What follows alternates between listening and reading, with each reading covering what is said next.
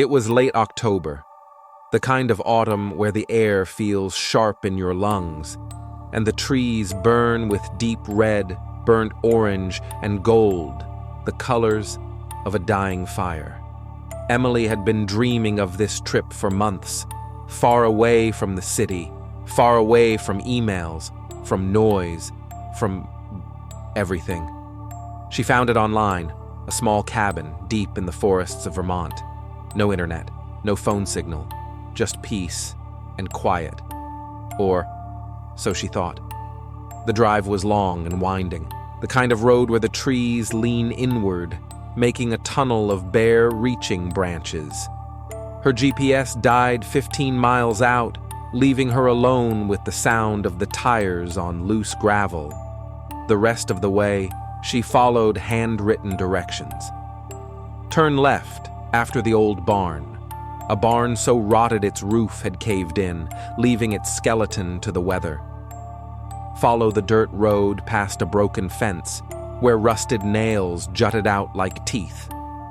Look for the leaning pines, two trees bent toward each other, their trunks blackened as if scorched by fire long ago. When the trees finally opened, there it was. The cabin, squat and dark, sitting at the edge of a black, still lake. So still, it looked like glass. The air felt colder here, heavier somehow, as if the place held its own weather. But the forest was silent. Too silent. No birds, no wind, not even the faintest ripple on the water. The kind of silence that feels expectant. And then the smell. Old, rotten fruit, sweet and sour, clinging to the air. It made her stomach tighten in the same way as when you walk into a room where something has been dead for days. Faint, but impossible to ignore. The front door resisted her hand as though the hinges hadn't moved in years. When it finally gave way, the floorboards groaned under her boots. Long, slow creaks, the kind that seemed to echo deeper than the surface. The air inside was cold, colder than outside, carrying the faint dampness of wood that has soaked in decades of rain. The curtains were heavy and drawn tight, letting in no natural light. Dust motes swirled in the glow from the open door before the door eased shut behind her on its own. The furniture was simple, a plaid sofa with stuffing peeking through in places, a stone fireplace streaked black from years of smoke, a small kitchen with an old gas stove that still smelled faintly of propane. And, in the corner, hidden beneath a threadbare rug, she saw it. A trapdoor, wood worn smooth around the edges as though touched often. From the small cracks between the boards, she felt it. Cold air, colder than anywhere else in the cabin, seeping upward like the faint breath of something waiting below. It wasn't in the listing, and she didn't want to open it. Not yet. Night fell quickly here. There was no gradual fading of light, just darkness swallowing the lake and forest all at once. The fire glowed, shadows stretching across the walls like thin fingers reaching for her. Emily sat with her tea, trying to focus on the book in her lap. But every few seconds, her eyes wandered to the windows. She didn't know what she expected to see. A face pressed against the glass?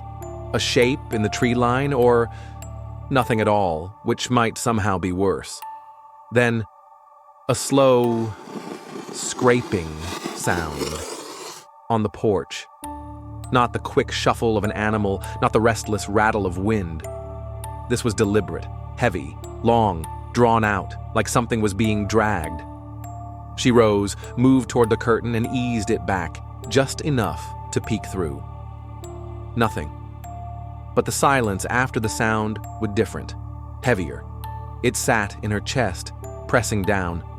The warm air from the fire felt stifling, like she was breathing the same air as someone else. And she felt uncomfortable. Emily woke with a start, unsure why. The fire had burned low, casting the room in a deep, orange gloom. Then it came. Tap, tap, tap. Slow, measured, like someone knocking with the patience of a predator. The sound came from the trapdoor. She sat up, gripping the blanket. Her phone was cold in her hand. No signal. As her bare feet touched the floor, the boards beneath them answered with a groan, and the tapping stopped. The silence that followed was thick, pressing against her ears. Then came the breath. Long, slow, warm. Brushing the back of her neck, she spun. Nothing. But something in the air had changed. It was moving. Not from the fireplace, not from a draft. It swirled around her legs, lifting strands of her hair. Above her, faint but deliberate, came the sound of heavy feet pacing across the roof, and outside, branches swayed though there was no wind. Something was climbing, moving from tree to tree, faster than it should. A faint scratching began along the far wall, claws or fingers dragging slowly across the wood. And through the window, just for a moment, she saw them, pale orbs of light floating and circling the cabin, before vanishing into the dark as if they'd been swallowed whole. Then, a dull, muffled thump directly above the trap door. The third night brought no peace. The scraping came earlier, wet, heavy, as though dragging something that resisted every inch. The porch boards groaned under the weight of slow, deliberate steps. And then came the sound of dried leaves crushing under something far heavier than an animal.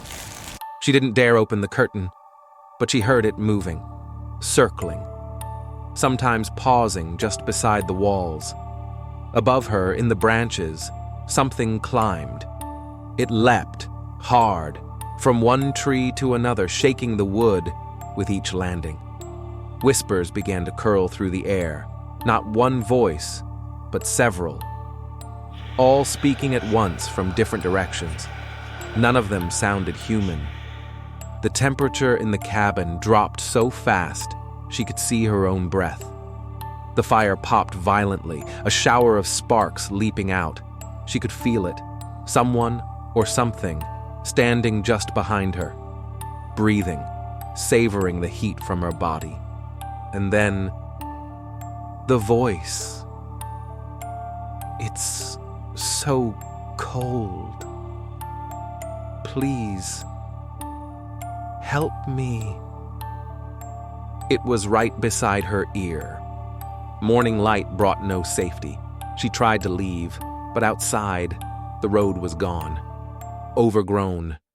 Vines knotted thick across the ground, barbed thorns waiting to tear flesh. She turned back toward the cabin and froze. The rug was pushed aside. The trapdoor was open. Frost edged the wood, melting in thin trails across the floor. 4 deep grooves scored the underside, like long fingers had forced it upward from below.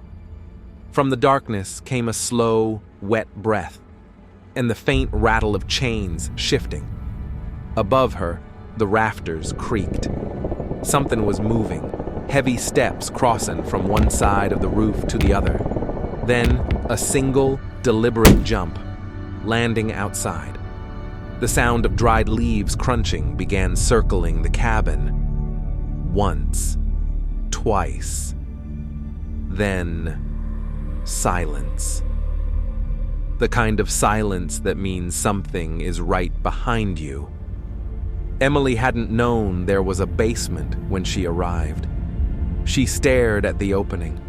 The wood of the trapdoor was warped, blackened in patches, no handle, and at the edge, 4 deep, finger-like grooves, curling inward as if something had gripped and pulled. Broken chains dangled from the sides, swaying gently in the air. though everything around her was perfectly still. It was the only thing in the cabin that moved. Her flashlight beam trembled as it cut through the dark below. What it revealed was worse than she'd imagined. The basement floor was bare earth, damp and uneven. Artifacts littered the space, rusted farming tools, cracked jars filled with clouded liquid, wooden boxes whose lids were nailed shut. Symbols were carved into the dirt walls, jagged and crude, their lines fresh enough to still glisten.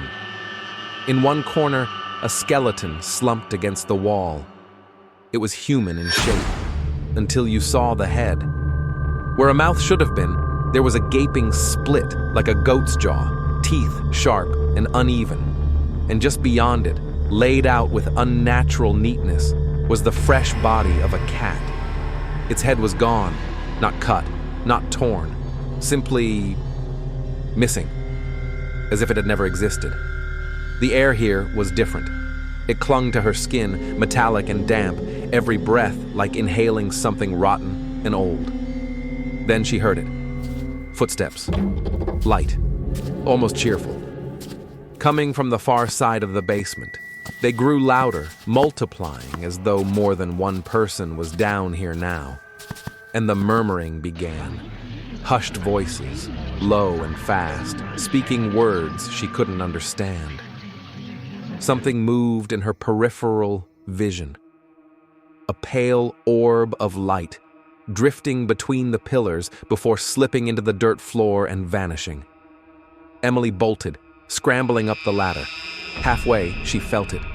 A warm, heavy breath on the back of her neck.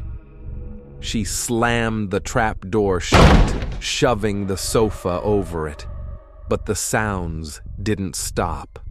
The chains rattled below, and something began scratching at the underside of the door.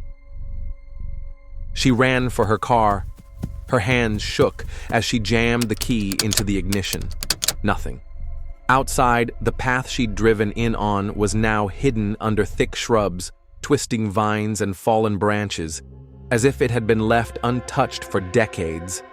Then, the sound. From the tree line, leaves rustled. A shadow moved, tall, broad-shouldered, its head almost brushing the lower branches. Two eyes burned through the darkness, red, steady, unblinking. Emily froze. The figure stepped forward, slow and deliberate. The air around her grew heavier with each step it took until it felt like breathing through water. The world tilted, her vision darkened, and she collapsed. She woke in the evening, her heart hammering so hard it hurt. The memory of those eyes was still there, bright and alive behind her eyelids. She didn't think. She just ran. Branches tore at her arms, roots caught at her feet. The forest closed in, every tree leaning toward her as she stumbled through. Somewhere behind her, the heavy footsteps began again. Slow at first, then faster, crushing leaves and snapping branches as they closed the distance. She burst onto the main road just before nightfall. Her legs gave out. She hit the pavement hard. The next thing she knew, she was in a hospital bed. Two police officers stood nearby. They didn't ask what happened. They didn't need to. That road was restricted. Too many unexplained events. She never went back. But sometimes, when the nights are longest, she still hears it. The breathing, the murmurs, the screams, and a voice, soft, almost kind. It's so cold. Please, help me.